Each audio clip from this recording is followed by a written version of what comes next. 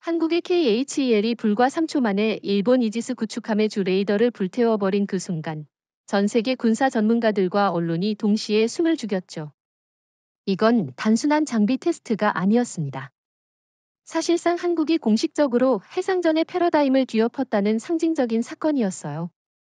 저는 그 장면을 보면서 마치 냉전 시절 소련의 스푸트니크가 처음 우주를 날아올랐을 때 서방 세계가 받은 충격을 떠올렸습니다.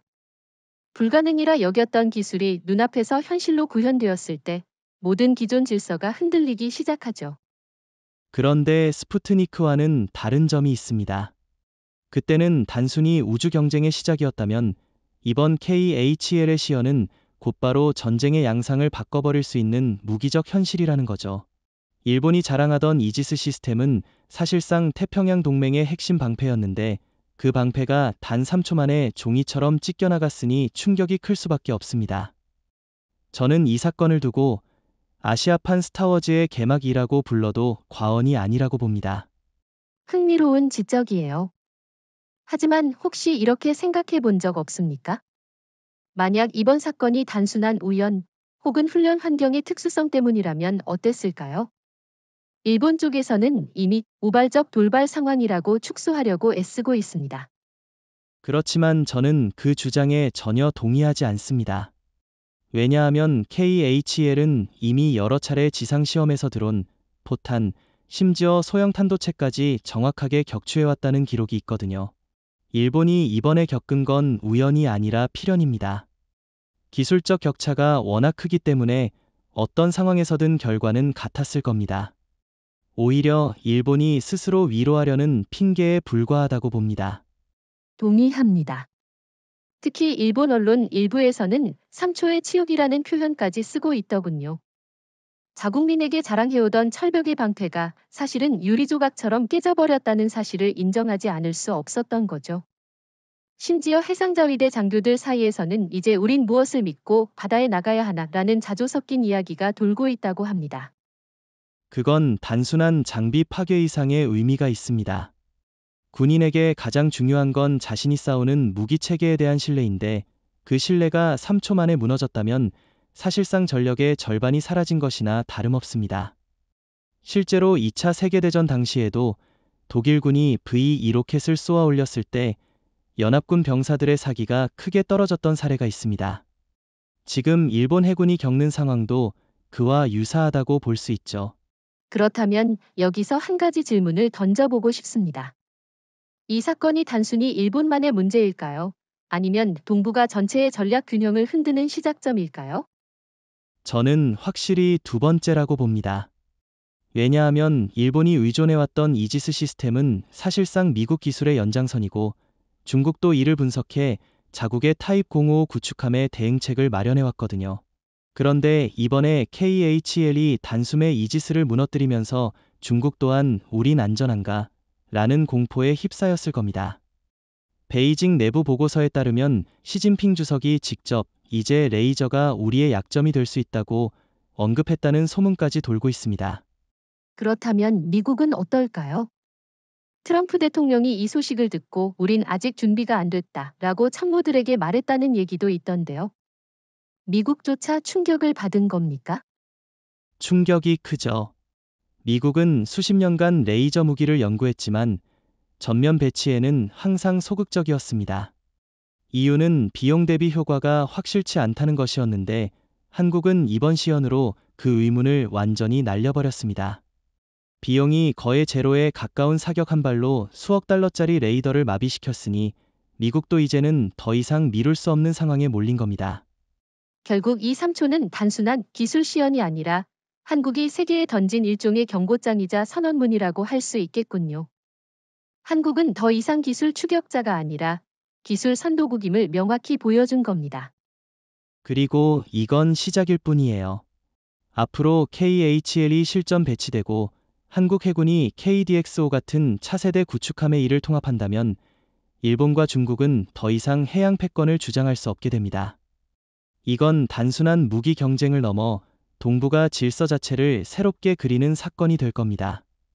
흔히 한국형 고출력 에너지 레이저 시스템이라고 불리지만 단순히 레이저 무기라고 치부하기엔 그 기술적 심장이 너무도 복잡하고 정교합니다. 기본적으로 KHEL은 수백 kW급 고출력 레이저를 사용해 목표물을 초고속으로 추적하고 빛의 속도로 타격하는 구조죠. 중요한 건 이 레이저가 기존의 방어 체계와 완전히 다른 원리라는 겁니다. 미사일이나 포탄처럼 물리적인 탄두가 아니라 광자 에너지를 직접 쏘아 적을 무력화하는 방식이에요. 이게 바로 우리가 트라이거 하트, 트리거 하어트, 즉 한국 해군의 새로운 심장이라고 부르는 이유입니다. 저도 이 부분이 인상 깊습니다. 특히 KH-1이 가진 속도는 그 어떤 방어 무기도 따라올 수 없습니다. 미국의 SM-3 요격 미사일이나 일본의 ESSM은 발사에서 목표까지 수십 초가 걸리지만 레이저는 발사와 동시에 명중하죠. 게다가 요격 비용이 미사일 한 발당 수백만 달러에 달하는 반면 레이저는 발사 한 번에 전기 요금 몇천 원 수준이라고 합니다. 그러니 전략적 경제적 관점에서 KHEL은 게임 체인저일 수밖에 없죠. 그렇지만 일각에서는 레이저 무기는 날씨나 대기 상태에 취약하다라는 지적도 있습니다.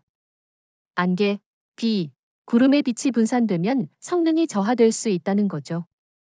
이런 약점을 두고 일본 측에서는 KHEL은 단지 실험실에서나 강하다라는 식으로 평가절하하고 있습니다. 이에 대해선 어떻게 생각하십니까? 저는 오히려 그 비판이 일본의 자기 위안이라고 봅니다. 한국은 이미 다양한 기후 조건에서 레이저 성능 시험을 반복했고, 최근에는 대기 보정 기술과 적응형 광학 시스템을 탑재해 이런 약점을 크게 줄였습니다. 예를 들어, 하나 시스템과 ADD가 공동 개발한 빔 제어 장치가 바로 그런 역할을 하죠. 일본은 아직 이런 기술적 장벽을 넘지 못했기 때문에 오히려 날씨에 취약하다는 이야기를 퍼뜨리며 한국의 성과를 깎아내리려는 겁니다. 게다가 레이저 무기의 장점은 단순히 방어에 국한되지 않습니다. 공격적인 활용 가능성도 충분합니다. 예컨대 적이 드론 군집이나 저가형 미사일이 몰려올 때 기존 미사일 방어 체계는 탄약 소모전에 빠져들 수밖에 없어요. 하지만 KHEL은 사실상 무제한 발사나 다름없으니 수십, 수백 대가 몰려와도 얼마든지 대응할 수 있습니다. 실제로 지난해 한국 해군이 실시한 실험에서 30대 이상의 드론을 순식간에 격추시킨 기록이 있죠. 저는 또 하나 주목할 점이 KHEL의 통합 가능성이라고 봅니다. 현재 한국은 KDX-5 차세대 구축함, 울산급 배치 3, 그리고 KSS-3 잠수함의 이 시스템을 통합하려 하고 있는데, 만약 이게 실현된다면 한국은 세계 최초로 레이저 실드 함대를 갖추게 됩니다. 단순히 일본의 이지스함과 비교할 수준이 아니라 미 해군조차 넘볼 수 없는 독자적 방어 체계를 구축하는 거죠. 그럼 여기서 질문 하나 드리겠습니다. 미국이 이렇게 한국의 레이저 기술을 주목한다면 혹시 기술 이전이나 공동 개발을 요구할 가능성도 있지 않을까요? 충분히 가능합니다. 그러나 여기에는 함정이 있습니다. 미국은 늘 동맹을 위한 협력이라는 미명 아래 한국의 기술을 가져가려 했죠. 과거 KF-21 전투기 사업에서도 미국이 핵심 기술 4가지를 끝내 넘겨주지 않았던 사례가 있지 않습니까? 이번에도 미국은 한국 기술을 탐내면서도 절대로 100% 대등한 파트너십은 맺지 않을 겁니다. 그렇기 때문에 저는 이번 KHEL은 반드시 한국 독자 기술로 끝까지 지켜야 한다고 생각합니다. 좋은 지적입니다. 실제로 일본은 이미 워싱턴에 한국의 레이저 기술을 공유해달라고 비공식 요청을 했다는 보도가 있습니다. 하지만 미국 입장에서도 애매한 게 만약 한국 기술을 일본에 넘겨주면 동맹 균열을 초래할 수 있고 넘겨주지 않자니 일본은 점점 뒤처질 겁니다. 결국 미국도 이 문제에서 곤란한 처지에 놓일 수밖에 없는 거죠. 게다가 KHL은 단순히 무기가 아니라 상징입니다. 한국이 이제 미국, 중국, 러시아에 뒤처지지 않는 기술 강국이라는 선언이자 일본은 절대 따라올 수 없는 벽이라는 사실을 보여주는 겁니다. 저는 그래서 이 무기를 한국판 핵 억제력이라고 부르고 싶습니다. 직접적인 핵무기가 아니지만 그와 동등한 수준의 전략적 파급력을 갖고 있으니까요. 일본은 수십 년 동안 세계 최강 방어체계라며 이지스를 홍보해왔습니다. 아예 철벽 방패라는 표현까지 써가며 자국민에게 안심을 심어주고 주변국에게는 경고를 보내는 상징으로 삼았죠. 그런데 이번 훈련에서 한국의 KHEL 레이저 앞에서 그 방패가 고작 3초 만에 녹아내렸습니다. 더 이상 철의 벽이 아니라 그냥 종이장처럼 무너진 겁니다. 정확히 말하면 이지스의 근본적인 한계가 드러난 거죠. 이 시스템은 원래 냉전기 미국이 소련의 대량 미사일 공격에 대비하기 위해 설계한 겁니다. 따라서 레이더로 탐지하고 미사일로 요격하는 구조에 특화되어 있죠. 하지만 시대가 바뀌고 무기 체계가 진화했는데 일본은 단지 미국의 기술을 흉내낸 모방품을 도입해 자국형으로 포장했을 뿐입니다. 그러니 새로운 에너지 무기 앞에서 무너질 수밖에 없는 겁니다. 게다가 일본은 늘 우린 미국과 같은 수준의 방어 능력을 가졌다라고 주장해왔죠. 하지만 그 주장이 얼마나 허망했는지가 이번에 명확히 드러났습니다. 사실 이지스 레이더는 고출력 전자기파 공격, 즉 EMP나 레이저에 매우 취약합니다. 이미 미 해군에서도 이런 우려가 제기된 바 있었는데 일본은 그 위험을 외면하고 불패 신화만 강조했던 거죠. 여기서 저는 일본의 정치적 문제를 짚고 싶습니다. 이번 사건 직후 도쿄에서는 밤새 긴급회의가 열렸고 언론 보도를 검열하듯 통제했다고 하잖아요. 그만큼 일본 정부와 자위대가 받은 충격이 크다는 겁니다. 만약 이게 진짜 전투 상황이었다면 어땠을까요?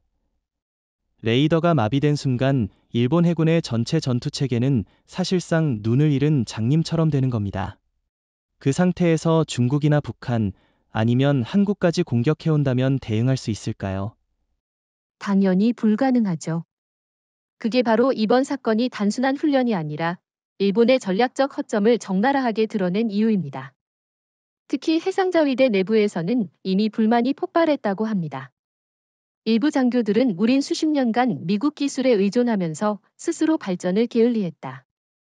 그런데 그 결과가 이 굴욕이라고 직언했다더군요. 일본 언론에서도 이런 자성의 목소리가 나오고 있습니다. 아사히 신문은 한 번의 광선으로 우리의 방패가 사라졌다라는 비판적 사설을 실었고, 일부 전문가들은 일본의 군사력은 껍데기뿐이라고 직격탄을 날렸습니다. 반대로 한국 언론은 이제 일본은 더 이상 한국을 무시할 수 없다라고 대서특필했죠. 국제사회의 시각이 완전히 달라지고 있습니다. 하지만 여전히 일본 내부에서는 우린 여전히 미국과 손잡고 있기에 안전하다라는 목소리도 있습니다. 그런데 저는 그게 오히려 더 위험한 발상이라고 봅니다. 왜냐하면 미국조차도 이번 사건을 보고 충격에 빠졌기 때문에 일본에 적극적으로 손을 내밀기보다는 한국 기술에 더 눈독을 들일 가능성이 크거든요. 결국 일본은 미국에 의존하면서도 한국에게 뒤처지는 이중의 굴욕을 맛볼 수밖에 없습니다. 이지스 레이더가 3초 만에 불타버린 직후 도쿄 총리관저에서는 밤새 불이 꺼지지 않았다고 합니다. 이시바 시게로 총리 주재로 긴급 안보회의가 소집됐고 자위대, 방위성, 외무성 고위 관계자들이 모두 모였죠. 상황을 은폐할지 아니면 인정할지 두고 격렬한 논쟁이 벌어졌다고 해요. 일본 언론 일부는 1941년 진주만 공습 이후 가장 큰 군사적 충격이라고 표현하기도 했습니다. 그럴 수밖에 없죠. 왜냐하면 이번 사건은 단순한 무기 시험이 아니라 일본의 안보 신뢰 그 자체를 뒤흔드는 문제였으니까요. 특히 이시바 총리는 강경 보수파로 선을 일본이 군사대국으로 다시 일어서야 한다고 주장해온 인물 아닙니까? 그런데 그의 임기 중에 이런 굴욕적인 사건이 벌어졌으니 정치적 입지가 흔들릴 수밖에 없습니다. 내부적으로는 한국이 우리를 우습게 본다라는 목소리와 미국을 더 붙잡아야 한다 라는 목소리가 충돌했다고 합니다. 그런데 흥미로운 건 일본 정부가 언론을 통제하려 했다는 사실입니다. 처음엔 방송사의 훈련 중 단순 오작동이었다라고 보도하라고 지시했는데 이미 해외 언론에서 영상이 퍼져버려서 통제가 불가능했죠. CNN, BBC, 그리고 심지어 한국 유튜브 채널까지 동시다발적으로 사건을 다뤘습니다. 그때 일본 내부에서는 국민에게 진실을 숨기려다 오히려 더 큰 불신을 키웠다라는 자성의 목소리도 나왔습니다. 저는 여기서 일본의 고질적인 문제를 봅니다. 바로 위기 관리 능력의 부재입니다. 한국이었다면 아마도 기술적 약점은 인정하되 곧바로 보완책을 내놓으며 자신감을 보여줬을 겁니다. 하지만 일본은 늘 체면 유지에만 급급하죠. 그 결과 내부 회의에서는 장군들끼리 고성을 지르며 책임 공방을 벌였다고 전해집니다. 일부는 우리가 미국에 지나치게 의존한 결과라고, 또 다른 일부는 한국을 과소평가한 탓이라고 서로를 탓했다고 하더군요. 심지어 회의 도중 누군가 만약 지금이 실제 전쟁 상황이었다면 우리는 이미 침몰당했을 것이라고 발언했는데 순간 회의장이 얼어붙었다고 합니다. 사실 일본 해상자위대의 사령관조차도 그 말에 반박하지 못했다는 게 더 큰 문제죠. 지도부가 솔직히 패배를 인정하는 순간 조직 전체가 흔들릴 수밖에 없습니다. 게다가 이번 사건은 군사적 충격을 넘어서 정치적 파문까지 일으켰습니다. 야당에서는 한국과의 기술 격차가 이 정도인데도 방위성은 국민 세금을 수십조 엔이나 낭비했다라고 비판했고, 보수 언론에서는 이제 일본은 한국의 안보 주도권을 내줬다라고까지 썼습니다. 저는 이 장면에서 일본 정치가 얼마나 불안정한지, 또 한국이 그만큼 자신감을 얻을 수 있었는지 잘 드러난다고 생각합니다. 그렇다면 질문 하나 드려보겠습니다. 일본은 앞으로 이런 위기에서 어떤 길을 선택할까요? 미국에 더 매달릴까요? 아니면 스스로 기술 개발에 나설까요? 저는 솔직히 일본이 독자적으로 돌파하기는 어렵다고 봅니다. 이미 반도체, 레이더, 항공우주 같은 핵심 분야에서 한국에 크게 뒤처져 있고 인구 감소로 연구 인력도 부족합니다. 결국 미국에 의존할 수밖에 없을 겁니다. 하지만 문제는 미국이 한국의 기술을 탐내는 상황에서 일본을 챙겨줄 여력이 점점 줄어든다는 거예요. 그래서 저는 일본이 앞으로 더 깊은 딜레마에 빠질 거라고 확신합니다. 일본이 충격과 혼란에 빠져 밤새 회의를 벌이던 바로 그 시각, 한국 정부와 군은 정반대의 분위기였습니다. 이재명 대통령은 즉각 청와대 국가안전보장회의를 열었는데 그 자리에서 우린 단순히 훈련을 한 것이 아니다. 이건 곧 대한민국의 미래 전략을 선포한 것이라고 선언했다고 합니다. 참모들이 놀랄 정도로 확신에 찬 목소리였다고 해요. 단순한 기술 시연이 아니라 레이저 무기 시대를 주도하겠다는 국가적 선언이었던 겁니다. 저도 그 대목이 인상 깊었습니다. 일본이 체면을 지키려고 땀을 흘릴 때 한국은 오히려 당당히 이제 우리는 레이저 무기 강국이라고 말했죠. 사실 한국은 그동안 방위 산업에서 끊임없이 추격자라는 꼬리표를 달고 다녔습니다. 그런데 이번 사건으로 완전히 판을 뒤집었습니다. 더 이상 미국이나 일본의 그늘에 있지 않고 스스로 새로운 기준을 만든 거죠. 저는 이 장면을 보면서 1988년 서울 올림픽 때 한국이 세계에 당당히 등장했던 순간을 떠올렸습니다. 이번에는 기술 군사 분야에서의 재등장이라고 볼 수 있습니다. 그렇지만 혹자는 이렇게 묻습니다. 훈련 한 번으로 과연 한국이 이렇게 자신감을 가질 수 있느냐? 저는 충분히 가능하다고 봅니다. 왜냐하면 KHEL이 보여준 성능은 이미 수년간의 연구와 실험을 통해 검증된 결과이기 때문이죠. 게다가 국제사회의 반응을 보면 단순한 훈련 해프닝으로 끝나지 않았다는 걸 알 수 있습니다. 외신들은 한국이 군사혁신의 기준을 바꿨다라고 보도했고 전문가들은 이제 레이저 무기를 논할 때 한국을 빼놓을 수 없다라고 말했습니다. 더 중요한 건 한국 내부의 분위기입니다. 언론과 국민 모두 이번 사건을 단순히 기술적 승리로 보지 않았습니다. 오히려 국가적 자부심과 자신감을 얻는 계기로 받아들였죠. 인터넷 커뮤니티에는 이제 일본 함정이 한국 해역에 들어오면 단 3초 만에 재가 될 것이라는 글이 쏟아졌고, 젊은 세대는 우리도 미국을 넘는 기술을 가질 수 있다는 희망을 얻게 됐습니다. 군사력은 단순히 무기만이 아니라 국민의 신뢰와 사기를 끌어올리는 힘이 있다는 점에서 이번 사건은 엄청난 의미가 있습니다. 저는 또 하나 중요한 포인트를 짚고 싶습니다. 이재명 대통령이 사건 직후 이건 단순한 레이저 무기가 아니라 대한민국의 자주 국방 의지의 상징이라고 강조했죠. 그 발언은 곧바로 외교적 파급력으로 이어졌습니다. 워싱턴과 베이징, 모스크바가 동시에 한국 측에 실제 성능 자료를 공유해달라는 비공식 접촉을 시도했다고 합니다. 그만큼 이번 시연이 단순한 군사 기술이 아니라 외교 협상의 카드로도 작동하게 된 겁니다. 여기서 일본과 비교가 뚜렷하게 드러납니다. 일본은 사건 직후 체면을 어떻게 수습할까만 고민했지만 한국은 곧바로 이 성과를 어떻게 전략적으로 활용할까를 고민했습니다. 이 차이가 바로 선도국과 추격국의 차이죠. 한국은 자신감을 갖고 국제사회에서 당당히 협상력을 키우는 반면 일본은 두려움과 불신 속에 스스로 갇혀버린 겁니다. 그렇다면 여기서 질문을 드려보겠습니다. 만약 미국이 한국에게 레이저 기술을 공유해달라는 압박을 한다면 한국은 어떻게 대응해야 할까요? 아주 중요한 질문입니다. 제 생각에는 한국이 절대 기술을 내어줄 필요가 없습니다. 대신 한국은 미국과의 동맹을 유지하되 기술은 끝까지 자국이 보유해야 합니다. 그래야만 미국도 한국을 존중하고 동북아 전략에서 한국의 입지를 인정할 수밖에 없거든요. 실제로 과거 미국이 일본에게 핵심 미사일 기술을 절대 주지 않았던 것처럼 이제는 한국이 역으로 기술 우위를 지렛대로 활용해야 합니다.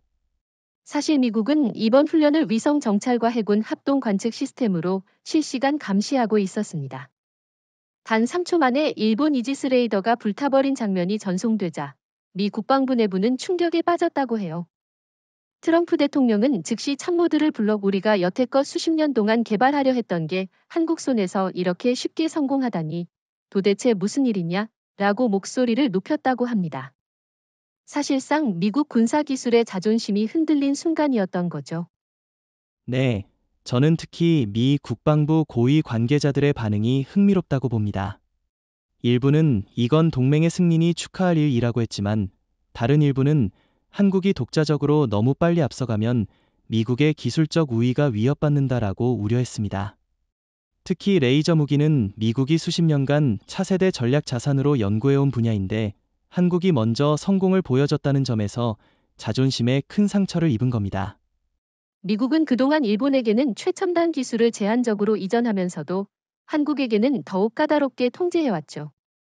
KF-21 전투기 개발 때도 핵심 기술 4가지를 끝내 넘겨주지 않았던 기억이 있습니다.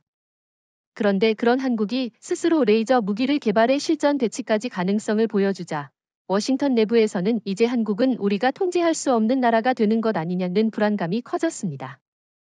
그렇지만 미국이 한국의 성공을 마냥 두려워만 할 수는 없습니다. 왜냐하면 태평양 전략 전체가 한국의 역할에 의존하고 있기 때문이죠. 일본은 이미 무너졌고 중국은 공세적으로 나서고 있습니다. 이런 상황에서 한국이 보여준 레이저 무기는 미국 입장에서도 동맹의 새로운 카드가 될 수 있습니다. 문제는 그 카드가 미국 마음대로 움직이지 않을 수 있다는 데 있죠. 그렇다면 미국은 어떤 선택을 할까요? 저는 2가지 길이 있다고 봅니다. 하나는 한국과 더 긴밀히 협력해 이 기술을 미국 해군에도 통합하는 길, 다른 하나는 기술 통제를 시도하며 한국의 독주를 견제하는 길이죠. 하지만 후자를 선택하면 미국은 동맹 전체를 위험에 빠뜨릴 수 있습니다. 한국을 억제하는 순간 오히려 한국은 독자 노선을 강화할 것이고 그 결과 미국의 태평양 전략은 더 약화될 수밖에 없습니다. 저도 동의합니다. 실제로 미군 내부 보고서 일부가 유출되었는데 거기에는 한국 KHL 시스템이 배치된다면 중국과 러시아는 물론 미국도 새로운 군비 경쟁에 휘말릴 수 있다라는 경고가 적혀 있었다고 합니다.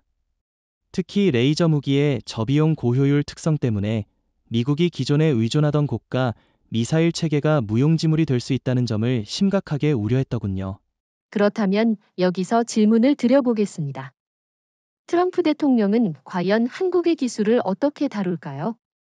환영할까요? 아니면 견제할까요? 트럼프 대통령의 스타일을 보면 겉으로는 굉장하다, 동맹의 힘이다 라고 말하면서도 속으로는 반드시 거래를 시도할 겁니다.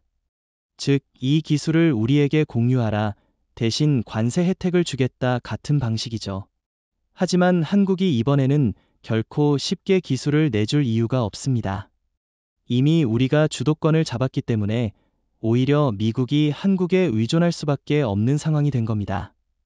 일본의 이지스가 단 3초 만에 무너진 사건은 사실 중국에게도 큰 충격이었습니다. 시진핑 주석은 즉시 중앙군사위원회를 소집했다고 알려졌습니다. 보고를 받은 군 고위층은 하나같이 만약 일본의 이지스가 저 정도라면 우리의 055형 구축함이나 항공모함도 안전하지 않다는 결론에 도달했다고 해요.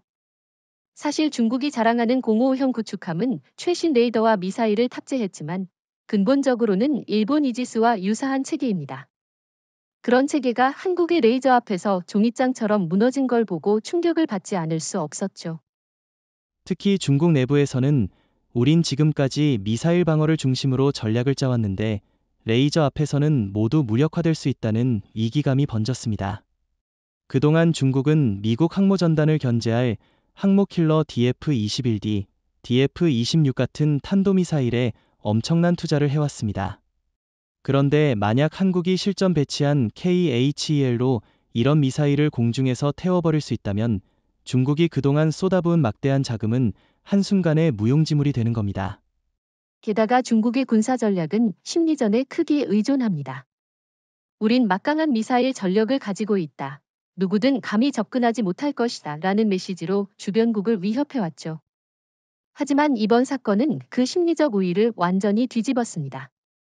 일본조차 무너졌다면 중국 해군 장교들도 속으로 우리도 당하면 어쩌지? 라는 두려움을 가질 수밖에 없습니다. 전쟁에서 이런 불안은 실제 전투력 이상의 타격을 줍니다. 저는 여기서 중요한 질문을 던지고 싶습니다. 과연 중국은 이 상황을 어떻게 대응할까요? 기술적으로 자체 레이저 개발을 가속화할까요? 아니면 한국의 기술을 훔치려 들까요? 중국의 과거 행태를 보면 후자가 더 가능성이 높다고 생각합니다. 이미 반도체, 드론, 5G 기술에서도 한국과 미국의 기술을 불법적으로 빼내려 했던 전력이 있지 않습니까? 레이저 무기에서도 같은 시도를 할 겁니다. 그러나 이번에는 쉽지 않을 겁니다.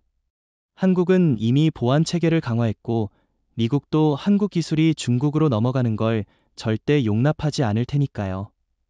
더 흥미로운 건 이번 사건이 중국 내부 정치에도 충격을 줬다는 겁니다. 일부 군부 인사들은 우리가 지나치게 미사일에만 의존했다라며 시진핑을 비판하기 시작했다고 합니다. 물론 중국 언론은 철저히 통제되어 이런 목소리가 외부로 나오지 않았지만 해외 정보 채널에서는 이미 중국 군부 내부가 뒤숭숭하다는 보도가 나왔습니다. 결국 중국도 일본과 마찬가지로 내부 균열에 직면한 셈이죠. 사실 중국의 문제는 일본보다 더 큽니다. 일본은 그래도 미국이라는 우산 아래 있지만 중국은 오직 자력에 의존해야 하거든요. 그런데 KHL의 등장은 중국이 가장 두려워하는 전략적 공백을 만들어버렸습니다. 그동안 중국은 항모와 대함 미사일로 바다에서 우위를 확보하려 했지만 한국 레이저 기술은 그 모든 계획을 무너뜨릴 수 있는 잠재력을 갖고 있습니다. 저는 그래서 이번 사건이 중국의 해양 굴기 전략에 결정적 타격을 준다고 봅니다.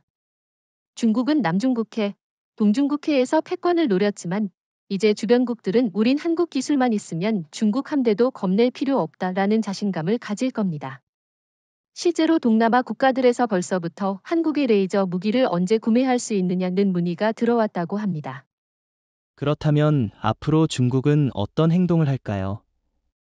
저는 단기적으로는 한국을 외교적으로 압박하면서 한중 관계를 해치지 말자라는 식으로 접근할 겁니다. 하지만 장기적으로는 반드시 자체 레이저 무기를 개발하려 할 겁니다.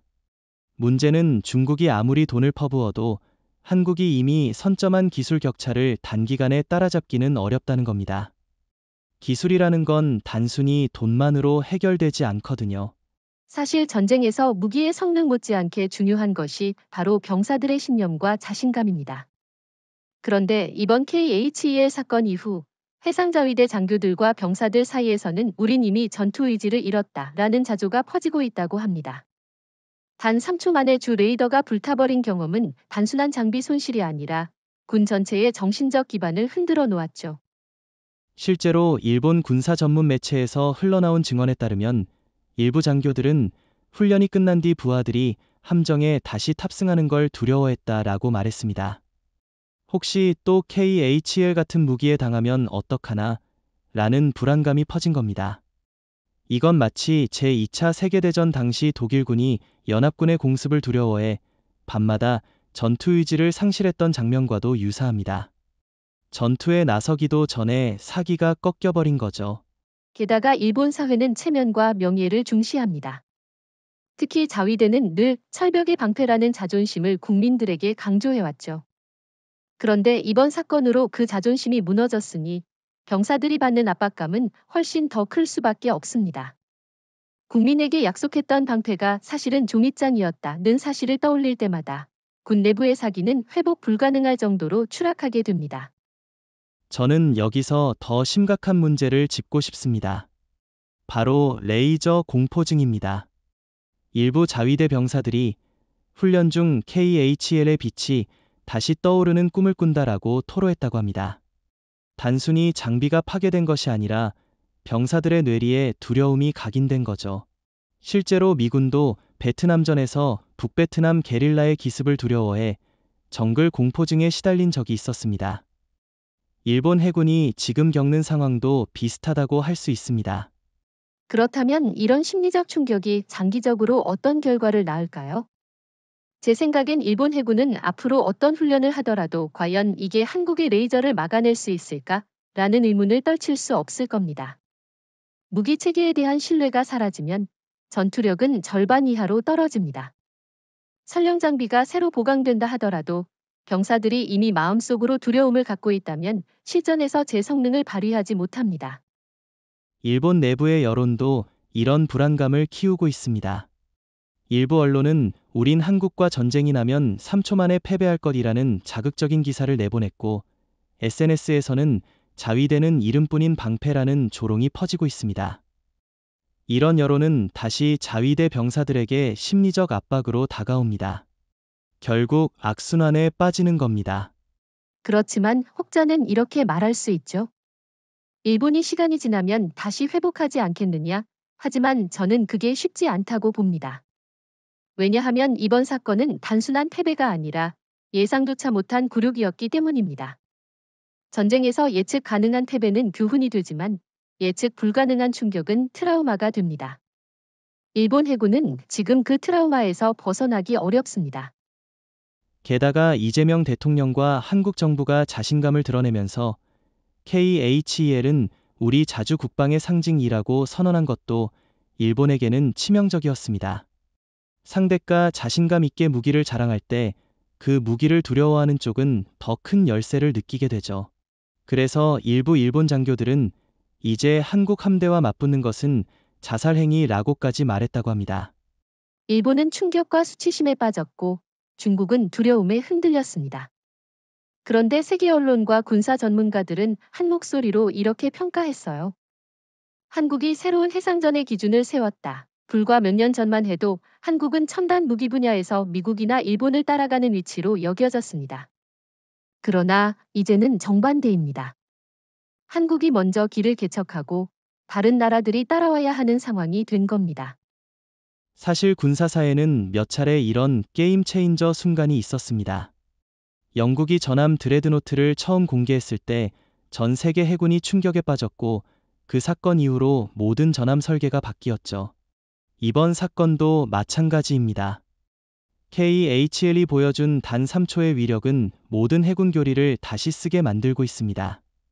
미국, 중국, 러시아, 나토 할 것 없이 이제는 레이저를 중심으로 방어를 설계해야 한다는 압박을 받고 있죠. 여기서 흥미로운 건 한국이 이런 변화를 선언이 아니라 실제로 증명했다는 점입니다.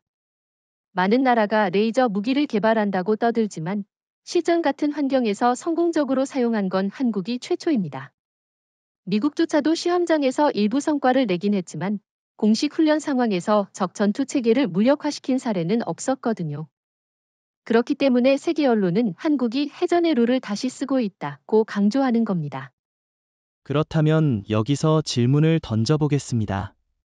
왜 하필 한국이 이런 성과를 낼 수 있었을까요?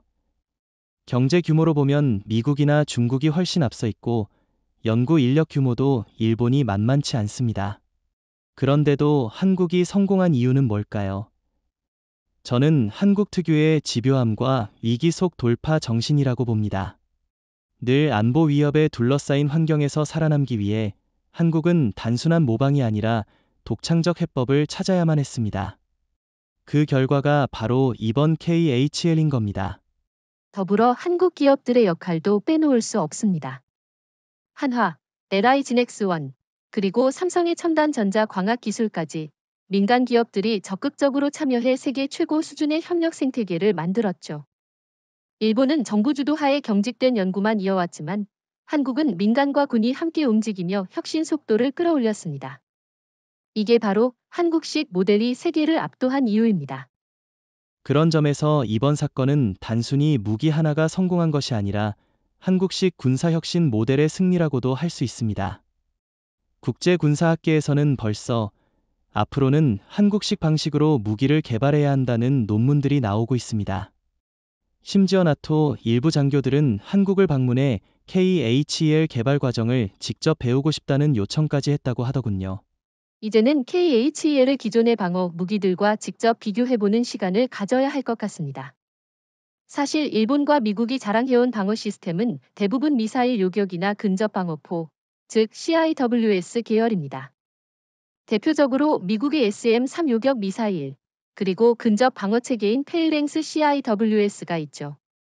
하지만 이번 사건을 기점으로 이 무기들이 얼마나 낡은 개념인지가 드러났습니다. KHEL의 가장 큰 차별점은 바로 속도와 비용입니다. 기존 무기들이 발사 후 목표에 도달하기까지 수십 초에서 수분이 걸리는 반면 KHEL은 빛의 속도로 즉각 타격이 가능합니다. 그리고 비용 문제를 생각하면 더 극적입니다. SM-3 미사일 한 발 가격은 약 1,000만 달러, 우리 돈으로 130억 원에 달합니다. 일본과 미국은 이 미사일을 수백 발씩 구비해두고 있지만 실제 전투 상황에서는 그 발사 비용만으로도 전쟁 수행이 불가능할 정도죠. 반면 KHEL은 한 번 발사에 필요한 비용이 고작 수천 원 수준의 전기 에너지에 불과합니다. 그러니 군사 전문가들이 KHEL은 단순한 무기가 아니라 경제학적 혁명이라고 부르는 이유가 있습니다. 그런데 혹자는 이렇게 말할 수 있습니다. 페일랭스 CIWS 같은 근접 방어 체계도 여전히 유효하지 않느냐? 하지만 현실적으로 페일랭스는 초음속 미사일이나 드론 수험, 군집, 공격을 막는 데 한계가 있습니다. 게다가 20mm 기관포탄을 쏟아내는 방식이라 탄약 소모 문제가 항상 따라다닙니다. 반면 KHEL은 사실상 무제한 발사가 가능하기 때문에 수백 대의 드론이 몰려와도 모두 상대할 수 있습니다. 이미 한국 해군이 군집 드론 30대를 1분 만에 무력화시킨 기록이 그 증거입니다. 저는 또 하나의 중요한 차이를 짚고 싶습니다. 바로 정밀성입니다. 미사일 요격 체계나 근접 방어포는 파편이나 폭발로 목표를 무력화하기 때문에 주변 피해를 동반할 수밖에 없습니다. 그러나 KHEL은 특정 부품, 예컨대 드론의 센서나 미사일의 유도 장치만 정밀 타격할 수 있습니다. 이건 단순한 방어를 넘어서 외과적 무력화라고 할 수 있죠. 한국이 이번 훈련에서 일본 이지스의 레이더를 정확히 태운 것도 이 정밀성 덕분입니다. 그렇다면 여기서 질문을 하나 드려보겠습니다. 만약 실제 전장에서 KHEL과 SM-3가 동시에 사용된다면 어느 쪽이 더 전략적 우위를 가질까요? 저는 당연히 KHL이라고 봅니다. SM-3는 요격 성공률이 80% 안팎이라고 하지만 그것도 막대한 비용과 제한된 발사 수량에 의존해야 합니다. 반면 KHL은 사실상 발사 횟수에 제한이 없으니 성공률이 90%든 70%든 상관이 없습니다. 계속 쏠 수 있으니까요. 전략적 우위는 결국 지속 가능한 무기에 있습니다. 그 말씀에 동의합니다. 실제로 워싱턴 군사연구소에서도 최근 보고서를 냈는데 KHEL 같은 고에너지 레이저 무기는 앞으로 기존 미사일 방어 시스템을 대체할 것이라고 분석했습니다. 그리고 일본과 미국이 지금까지 쏟아부은 수십조 달러의 미사일 방어 투자가 한순간에 구식으로 전락할 위험이 있다고 경고했죠. 그리고 이건 단순히 방어 문제에 그치지 않습니다. KHL은 공격적으로도 사용할 수 있습니다. 적의 위성, 정찰 드론, 통신 체계를 레이저로 무력화시킨다면 전장은 순식간에 한국의 우위로 바뀌게 됩니다. 반면 SM-3나 페일랭스는 어디까지나 방어에 국한된 무기입니다. 결국 한국은 단 한 번의 혁신으로 방어와 공격 양쪽을 모두 장악할 수 있는 겁니다. 이제 일본이 사건 이후 어떤 움직임을 보였는지 살펴보겠습니다. 사실상 도쿄의 첫 번째 반응은 우린 스스로는 답이 없다라는 체념이었습니다. 이시바 시게루 총리는 즉각 워싱턴에 연락해 미국의 지원을 요청했다고 합니다. 그동안 일본은 항상 우린 미국의 가장 충실한 동맹이라는 자부심으로 안보를 유지해왔지만 이번 사건으로 그 자부심은 모래성처럼 무너졌습니다. 결국 일본은 한국이 아니라 미국을 향해 도움을 청한 겁니다. 하지만 여기서 일본이 놓친 게 있습니다. 미국도 이미 이번 사건으로 한국 기술에 눈독을 들이고 있다는 사실이죠. 트럼프 대통령은 참모들에게 일본보다 한국이 더 믿을 만하다. 기술도 한국이 앞서 있다 라고 말했다는 보도가 있었습니다. 그런 상황에서 일본이 미국에 도움을 청하는 건 오히려 워싱턴에게 이제 일본은 한국의 뒤에 있다는 사실을 확인시켜주는 꼴이 된 거죠. 게다가 일본은 겉으로는 한국과 협력하려는 제스처를 취하면서도 속으로는 한국을 경계하고 있습니다. 일본 방위성 내부에서는 한국에게 기술 협력을 요청하면 사실상 주도권을 내주는 꼴이 된다라는 반발이 나왔습니다. 그래서 일본은 한국과 직접 협력하는 대신 우회적으로 미국을 통해 한국 기술에 접근하려는 시도를 하고 있습니다.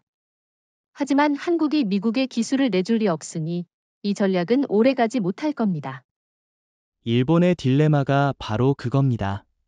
미국의 기대자니 미국조차 한국을 우선시하고 한국에 직접 손을 내밀자니 체면과 주도권 문제 때문에 쉽게 나서지 못합니다. 결국 일본은 미국에 매달리면서도 한국을 견제하는 애매한 위치에 머물 수밖에 없습니다. 그런데 국제사회에서는 이미 이런 일본의 모습이 추락하는 동맹국으로 비치고 있죠. 그런데 여기서 한 가지 흥미로운 점이 있습니다. 일본 내부 일부 전문가들은 오히려 이제는 한국과 손을 잡아야 한다라는 주장을 하고 있다는 겁니다. 특히 경제계 인사들은 방위산업 분야에서도 한국과 협력하지 않으면 일본이 완전히 고립될 것이라고 우려하고 있습니다. 하지만 정치권과 군부는 여전히 한국을 라이벌로 보고 있어 쉽게 결정을 내리지 못하고 있죠. 그런 점에서 저는 일본이 앞으로 더 큰 혼란에 빠질 거라고 봅니다. 협력하자니 자존심이 상하고 거부하자니 뒤처집니다. 사실 이번 사건은 일본이 스스로 기술을 개발하지 못하는 나라라는 민낯을 드러낸 겁니다.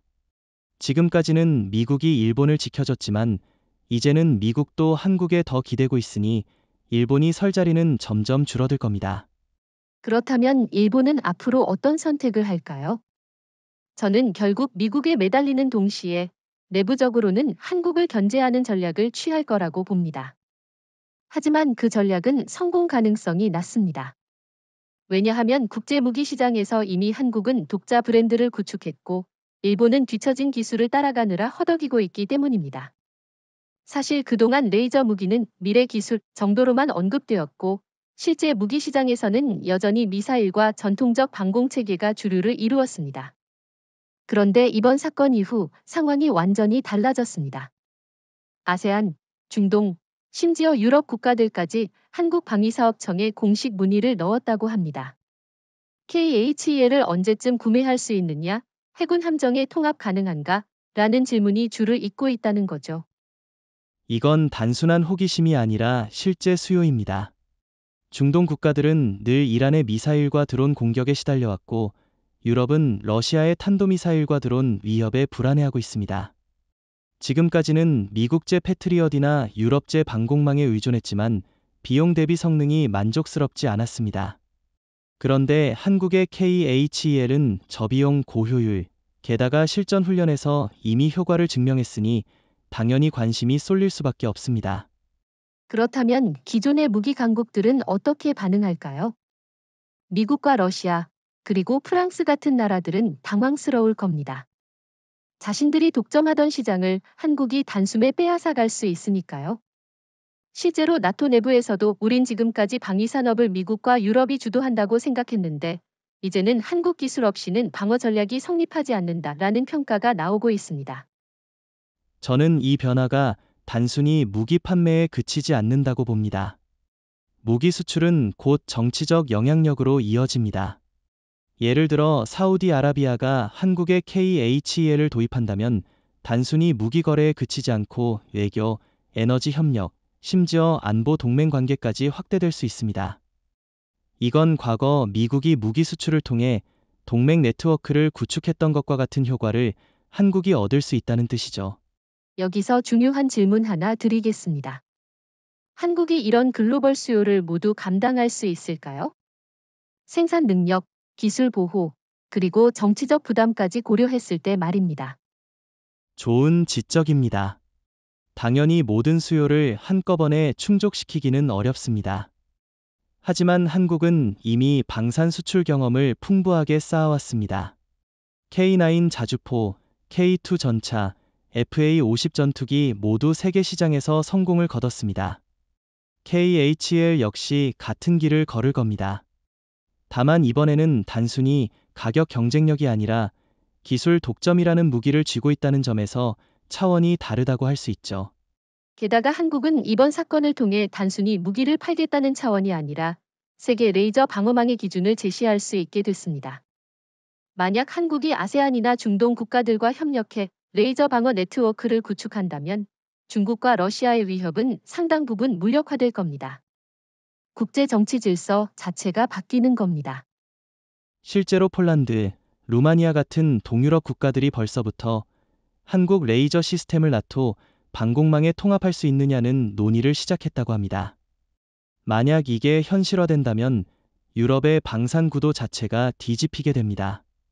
지금까지는 독일, 프랑스가 유럽 무기 시장을 장악했는데 한국이 단숨에 주도권을 빼앗을 수 있는 거죠. 사실 군사력에서 억제력은 핵무기만의 전유물이 아니죠. 상대가 감히 도발하지 못하게 만드는 힘, 그게 바로 억제력입니다. 이번 사건 이후 일본과 중국 모두가 우린 KHEL 앞에선 무력하다라는 사실을 인정하게 됐습니다. 저는 이것이 곧 한국이 얻은 새로운 억제력이라고 생각합니다. 핵은 사용하기 어려운 무기이지만 레이저는 훨씬 더 실용적인 억제 수단이 될 수 있거든요. 정확한 지적입니다. 저는 KHEL을 일종의 비핵 전략무기라고 표현하고 싶습니다. 왜냐하면 핵무기는 국제사회에서 정치적, 외교적 제약이 많습니다. 하지만 레이저는 합법적인 범위 내에서 배치할 수 있고 언제든지 사용 가능하죠. 일본이나 중국 입장에서는 한국과 충돌하면 핵은 아니더라도 우리의 함대가 단 몇 초 만에 무력화될 수 있다라는 공포를 가지게 되는 겁니다. 그 자체가 억제 효과입니다. 여기서 저는 중요한 질문을 던져보고 싶습니다. 과연 이 억제력이 실제로 일본과 중국의 정책에 영향을 줄까요? 말로만 두려워하는 게 아니라 실제 행동에서 달라질까요? 이미 변화가 시작됐습니다. 일본은 훈련 이후 해상자위대 훈련 규모를 축소했습니다.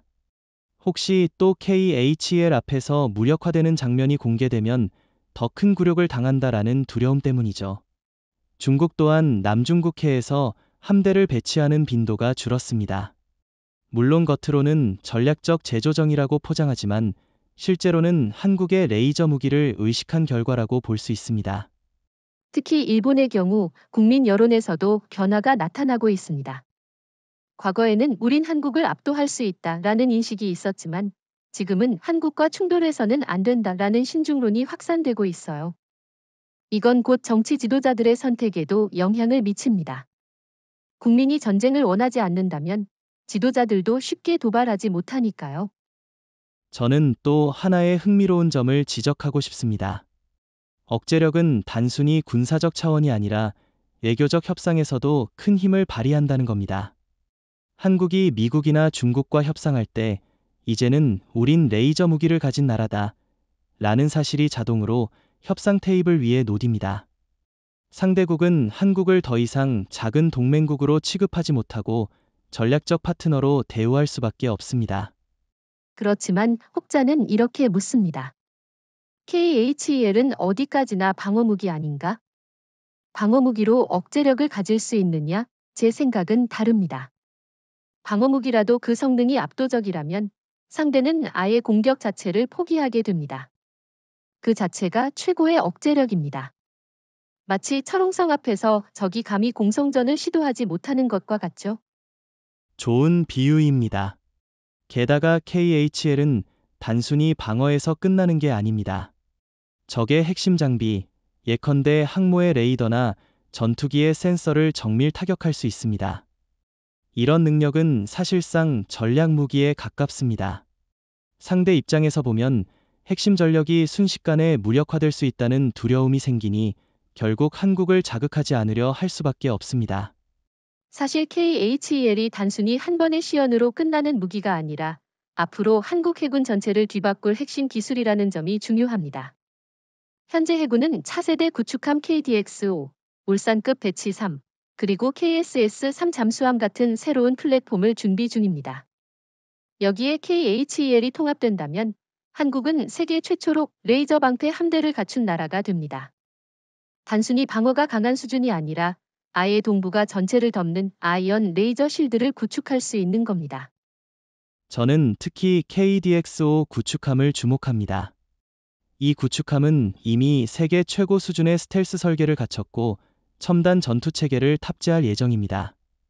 여기에 KHL이 들어간다면 적의 미사일이나 드론 공격은 전혀 위협이 되지 못합니다.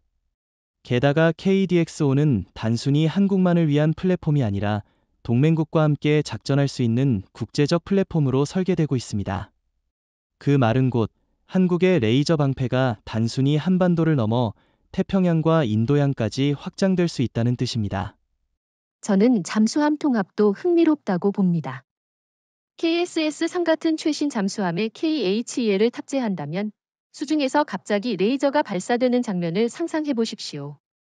적 항공기나 위성, 심지어 수상함의 레이더까지 순식간에 무력화시킬 수 있습니다. 기존 잠수함은 은밀성과 어뢰, 미사일 공격이 전부였지만 이제는 레이저라는 새로운 차원의 무기를 갖추게 되는 거죠. 이건 세계 해군사에서 완전히 새로운 전술을 창출할 수 있는 계기가 될 겁니다. 여기서 중요한 건 한국이 이 모든 걸 독자적으로 추진하고 있다는 사실입니다. 일본은 미국에 의존해야 하고 중국은 여전히 기술을 모방하는 수준에 머물러 있습니다. 반면 한국은 민간과 군이 함께 미래 청사진을 세우고 기술을 발전시키고 있습니다. 그렇기 때문에 국제사회도 이제는 한국 해군이야말로 미래 해군의 모델이라고 평가하고 있습니다. 그렇다면 질문 하나 드리겠습니다.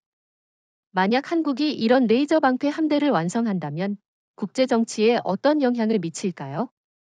단순히 군사적 억제력만으로 끝날까요? 아니면 더 큰 의미가 있을까요? 저는 당연히 더 큰 의미가 있다고 봅니다. 군사력은 곧 외교력으로 이어집니다. 예를 들어 동남아 국가들이 한국의 보호망 안에 들어오고 싶어 한다면 자연스럽게 한국 중심의 안보 네트워크가 형성됩니다. 에너지 협력, 경제 협력까지 이어지는 건 시간 문제죠. 결국 한국은 군사력뿐 아니라 정치 경제적으로도 동북아의 중심 국가로 자리 잡게 됩니다. 맞습니다. 게다가 레이저 방패 함대는 단순히 한국의 국경을 지키는 수준을 넘어서 해양 패권 자체를 바꿀 수 있습니다. 지금까지는 미국이 태평양에서 절대적 우위를 차지했지만 이제는 한국도 독자적으로 해양 통제력을 확보할 수 있습니다. 이건 단순한 군사적 균형이 아니라 국제 질서의 새로운 축이 되는 겁니다. KHEL은 하나의 무기를 넘어 한국 해군의 미래, 나아가 한국 국가 전략 전체의 중심축이 되고 있습니다. 앞으로 10년 안에 한국은 세계에서 처음으로 레이저 실드 네트워크를 구축할 수 있는 나라가 될 겁니다. 그리고 그 순간 일본과 중국은 더 이상 한국을 넘볼 수 없게 될 겁니다. 단 3초, 그 짧은 순간에 일본의 이지스 시스템은 불타버렸고 동시에 동북아의 질서도 무너져 내렸습니다. 이재명 대통령이 말했듯이 이건 단순한 기술 시연이 아니라 역사의 분기점이었습니다. 일본은 충격에 빠졌고 중국은 두려움에 휩싸였으며 미국조차도 불안을 감추지 못했습니다. 그러나 한국은 그 모든 가운데서 새로운 자신감을 얻고 세계에 명확히 선언했습니다. 우리가 이제 규칙을 다시 쓴다. 저는 이번 사건을 두고 3초의 혁명이라고 부르고 싶습니다. 이건 단순히 무기 하나의 승리가 아니라 국제 정치와 군사 전략 전체를 뒤흔든 사건이었죠. 특히 일본이 철벽 방패라 자랑하던 이지스가 종이장처럼 무너진 장면은 한국이 얼마나 앞서 있는지를 극명하게 보여주었습니다. 이건 군사적 승리이자 심리적 승리였고 동시에 외교적 승리이기도 했습니다. 이제 국제사회는 한국을 더 이상 주변국으로 보지 않습니다. 중심에 서 있는 국가로 인정하게 된 겁니다. 여기서 중요한 질문이 있습니다. 앞으로 이 사건이 동북아 안보 구조를 어떻게 바꿀까요? 일본은 더 이상 한국을 무시할 수 없고 중국도 함부로 도발하지 못합니다. 미국조차도 한국을 단순한 동맹이 아니라 전략적 파트너로 대우할 수밖에 없습니다. 저는 이 변화가 앞으로 수십 년간 지속될 것이라고 확신합니다. 왜냐하면 기술은 하루아침에 따라잡을 수 있는 게 아니기 때문이죠. 일본은 체면을 잃었고 중국은 불안 속에 전략을 재조정해야 합니다. 반면 한국은 자부심과 주도권을 얻었습니다. 무기 시장도 뒤집혔습니다. 아세안, 중동, 유럽 국가들이 한국에 눈을 돌리고 나토조차 한국 기술 없이는 방어 전략을 세우기 어렵다고 인정했습니다. 불과 3초 만에 한국은 세계 방산 질서의 중심에 서게 된 겁니다. 저는 이번 사건을 역사적 맥락으로도 바라보고 싶습니다. 과거 조선이 임진왜란 당시 거북선을 선보이며 해전의 규칙을 바꿨듯이 이번 KH의 시연도 똑같이 후대에 기록될 겁니다. 한국은 다시 한번 바다의 규칙을 바꿨다. 저는 그렇게 확신합니다. 정리하자면 이 3초는 단순한 시간이 아닙니다. 그것은 한국이 기술 강국, 군사 강국, 그리고 외교 강국으로 거듭나는 순간이었습니다. 일본과 중국은 이제 한국의 그늘에서 벗어나지 못할 것이고 미국조차 한국을 존중하지 않으면 안 되는 시대가 열렸습니다. 앞으로의 동북아 질서는 한국을 중심으로 짜여질 수밖에 없는 구조로 바뀌게 될 겁니다. 네, 결국 이 사건은 하나의 메시지를 전했습니다. 미래를 정의하는 건 강대국이 아니라 혁신을 이뤄낸 나라다. 그리고 그 나라가 바로 대한민국이라는 사실을 전 세계가 3초 만에 깨닫게 된 겁니다.